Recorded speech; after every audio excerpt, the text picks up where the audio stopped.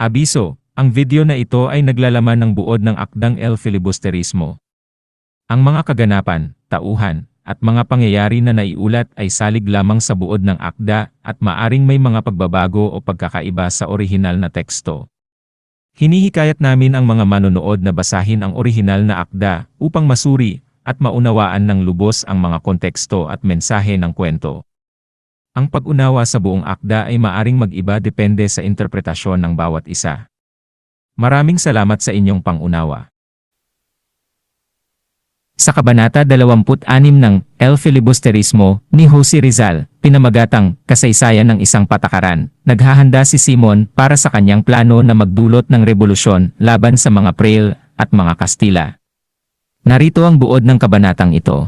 Sa simula ng kabanata, nakikipag-usap si Simon kay Padre Florentino, isang paring Pilipino na nakatira sa isang paanan ng bundok.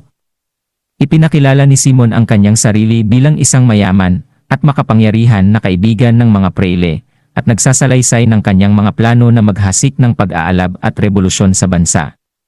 Nagsasabi siya kay Padre Florentino na mayroon siyang mga kayamanang nakatago at may mga armas na maaring gamitin sa kanyang layunin. Hinikayat ni Simon si Padre Florentino na maging bahagi ng revolusyonaryong kilusan, ngunit tinanggihan ito ni Padre Florentino. Ipinahayag niya ang kanyang takot sa karahasan at pag-aalab, at iniharap ang mga pangarap na payapang pagbabago at kalayaan sa paraang mapayapa. Sa pagtatapos ng kabanata, may ilang pag-aalok pa si Simon kay Padre Florentino na sumama sa kanyang adhikain, ngunit hindi pa rin ito pumayag. Mas pinili ni Padre Florentino ang pananampalataya sa Diyos at pag-asa sa makatarungan sa pamamagitan ng mapayapang paraan. Sa makatuwid, hindi niya tinanggap ang pag-aalok ni Simon na maging kasapi sa revolusyonaryong kilusan. Ang kabanatang ito ay nagpapakita ng pagkakaiba ng pananaw sa pagbabago at kalayaan. Si Simon ay handa sa paggamit ng karahasan upang makuha ang kanyang layunin, samantalang si Padre Florentino ay naniniwala sa mapayapang paraan ng pagbabago at pagtutulungan ng mga Pilipino para sa kanilang kalayaan.